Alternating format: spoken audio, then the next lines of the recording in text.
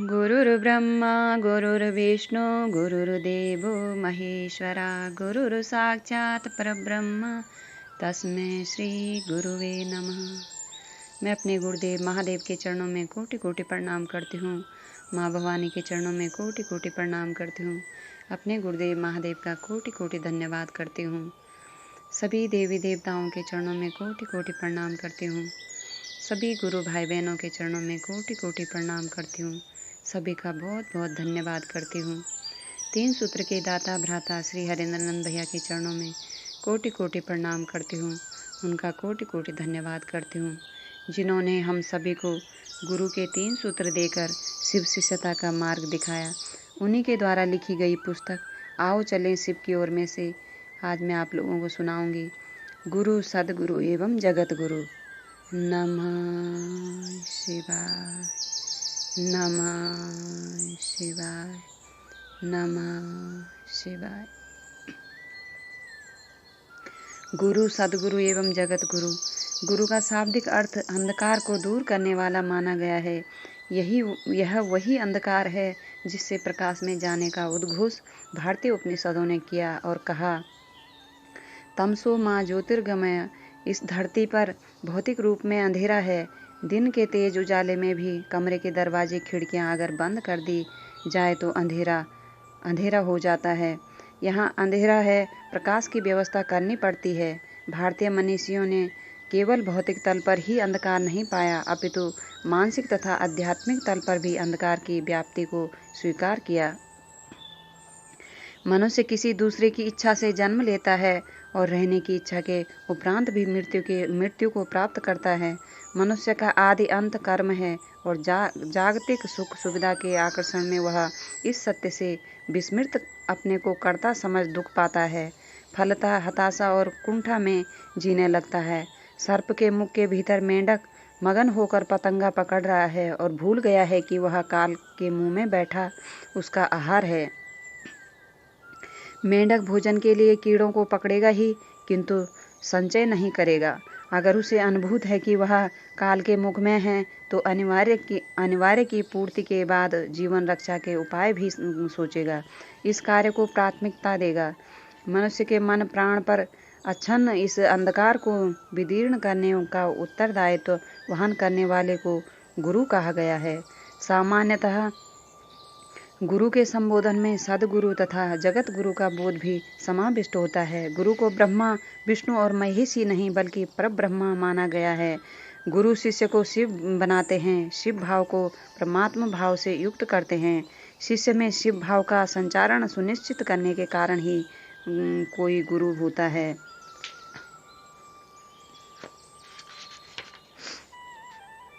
निवारण प्रकरण में कहा गया है कि जो दर्शन वाणी और स्पर्श से शिष्य में शिव भाव का आदेश जगाते हैं वे गुरु हैं एवं सदगुरु मात्र अपनी दया से ही शिष्य को शिव भाव से आवेशित कर देते हैं। दर्शनात् स्पर्शात् शब्दात् कृपया शिष्य देह के जनयतया समावेशः संभवाम सा ही देशिकः। इसकी व्याख्या से स्पष्ट है कि व्यक्ति स्वभावतः जगत के आवेश में जीता है और गुरु शिष्य के मन में शिव भाव का आवेश उत्पन्न करते हैं। जगत के आवेश के कारण व्यक्ति का मन जगत का सुख खोजता है और शिव भाव का आवेश उत्पन्न होते ही वह परमात्मा की तलाश प्रारंभ करने की दिशा में स्वतः चल पड़ता है। गुरु और सदगुरु में अंतर है। गुरु शिष्य के कर्ता मन में साधना जप आदि की विभिन्न विधियों द्वारा शिव भाव का आवेश जगाते हैं। सदगुरु को अपने शिष्य के मन में परमात्मा के प्रति प्रेम जगाने हेतु कोई क्रिया नहीं करनी पड़ती है। सदगुरु मात्र अपनी दया से ही शिष्य के मन में परमात्मा प्रेम का अनुकरण कर देते हैं। सदगुरु की दया ही शिष्य को शिव बनाती है। इस आलोक में यह समझा जाना आवश्यक है कि शिष्य का कर्ता मन जो कर्म करके फल प्राप्त करने का अभ्यस्त है वह दया की याचना नहीं करेगा। व्यक्ति जब तक अपने सामर्थ्य अपनी ताकत के प्रयोग के बाद भी असफल नहीं होता है तब तक वह दूसरों से दया की याचना नहीं करता है। निश्चित रूप से सदगुरु का आश्रय वही शिष्य मन लेगा जो साधना योग जप तप आदि अनेक विधियों का अनुसरण करते हुए श्रांत एवं क्लांत हो गया है। व्यक्ति के सामर्थ्य की सीमा है और शिष्य मन अनेकानेक साधना की विधियों को करने के बाद एक दिन थक हार कर अपने गुरु से दया की याचना कर बैठता है। शिष्य का मन जब दया मांगने की स्थिति में आता है, यहीं उसे सद्गुरु का आश्रय मिलता है। सद्गुरुओं की श्रृंखला पर दृष्टिपात करने से हम पाते हैं कि इन लोगों ने अपनी गुरु शिष्य परंपरा में शिष्य बनने के लिए भिन्न भिन्न शर्तें रखी है। कुछ लोगों ने यम नियम पालन को अनिवार्य बताया, कुछ लोगों ने सुरा और सुंदरी को छोड़कर शिष्य बनने की बात कही, तो कुछ लोगों ने मांस मछली नहीं खाने की शर्त रखी, तो किसी ने गृहस्थ जीवन छोड़ वैराग्य होने को प्राथमिकता दी। स्पष्ट रूप से जगत के इन विभिन्न आकर्षणों से शिष्य मन को विमुख कर परमात्मा के प्रति प्रेम जगाने का सामर्थ्य न्यून होने के कारण ही शर्तों के साथ गुरु शिष्य परंपरा चली है। निर्विवाद रूप से सद्गुरु के आश्रय में जाने के पूर्व सद्गुरु द्वारा लगाई गई वर्जना का अगर कोई व्यक्ति अनुपालन करने की क्षमता धारित करता है तो सद्गुरु की दया उसे विस्मय बनाएगी। गुरु गोरखनाथ के द्वारा प्रतिष्ठित साधना गृहस्थ आश्रम को एक सीमा के उपरांत अनुकूल नहीं मानती।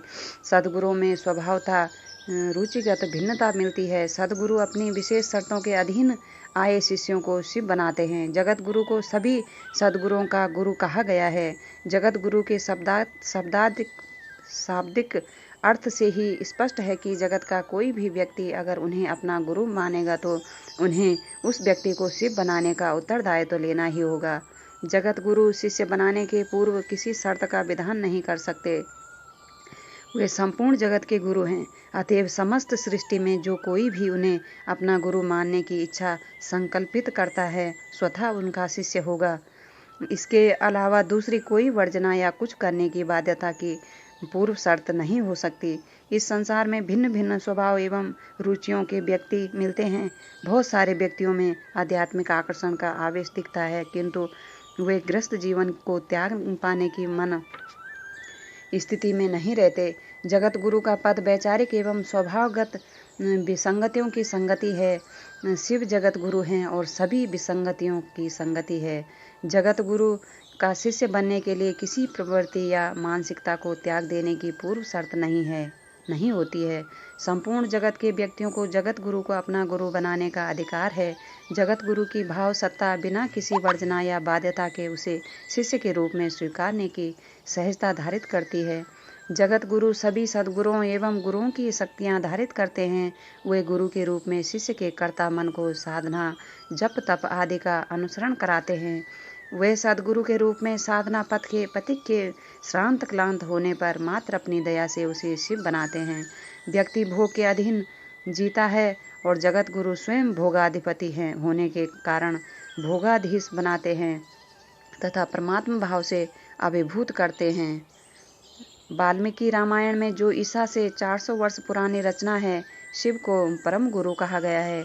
आध्यात्म की दुनिया में भारत के आगम और नियम शास्त्र शिव पार्वती संवाद है, जिसमें कहा गया है कि शिव गुरु हैं और भवानी शिष्य। शिव तंत्र के प्रेरणता तथा सभी आध्यात्मिक विधाओं के परम ज्ञाता माने गए हैं। ब्रह्म वैवर्त पुराण में कहा गया है, ज्ञानानंदम ज्ञान रूपम ज्ञान बीजम सनातनम, अर्थात शिव आप ज्ञान आनंद स्वरूप है, ज्ञान रूप है, ज्ञान के बीज हैं और सनातन हैं। कैवल्य उपनिषद में सदा शिव शब्द का प्रयोग हुआ है। स्कंद पुराण में शिवो गुरु शिवो देवा शिवो बंधु शरीराणाम, शिव गुरु हैं, शिव देवता हैं, शिव प्राणियों के बंधु हैं। शिव पुराण में ब्रह्मा और विष्णु के द्वारा शिव के गुरु रूप की स्तुति की गई है। कहा गया है, सकलाकल रूपाया संभवे गुरुवे नमः तथा संभवे गुरुवे नमः, अर्थात समस्त कलाओं से परिपूर्ण हे शिव आपको नमस्कार है। पद्म पुराण मूलतः भगवान विष्णु पर आधारित है और उसमें भी शिव को जगत गुरु कहा गया है। पद्म पुराण में उल्लेख आया है, वामदेवम महादेवम लोकनाथम जगत गुरुम। नमः शिवाय, नमः शिवाय, नमः शिवाय।